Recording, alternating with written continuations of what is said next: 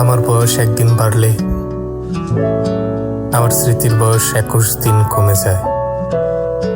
আর এটা এমন চক্রাকারে হয় যে হ্রাস বৃদ্ধির হারটাও ভালো মতো মেলানো যায় না। গতকাল আমার যা যা মনে ছিল আজ তার অনেক কিছু ভুলে গেছি। আকাশে যে তারা থাকে এটা আমার মনে থাকলেও আমি তাদের উজ্জ্বলতা ভুলে গেছি। আমার বউ আমাকে ডাক্তারের কাছে নিয়ে এসেছেন। তার সিরিয়াল পেতে পেতে আমি প্রধানমন্ত্রীর নাম ভুলে গেছি। ডাক্তার আমাকে বেশি করে চিনি খেতে বলেছেন।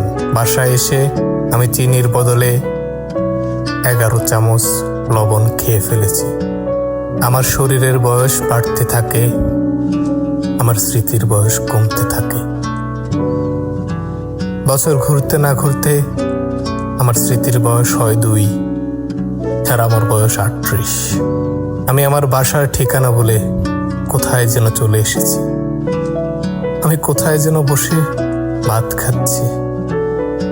খাওয়া শেষ করার আগেই আমার স্মৃতি 1.5 বছরে নামলো। পানিকে যে পানি নামে ডাকা হয় আমি তা ভুলে গেলাম। এক লোককে বললাম বাম। 1.5 বছর বয়সে মনে হয় আমি পানিকে বাম বলে ডাকতাম। লোকটা কি বুঝলো বোঝা গেল না। আমি কিছু না বুঝে হাঁটতে শুরু করলাম। হাঁটতে হাঁটতে নামতে নামতে আমার স্মৃতির বয়স একদিনে নেমে এলো। মানুষের চেয়ে আর ছোট হতে পারে না। মানুষ এরপর আর কিছু ভুলতে পারে না।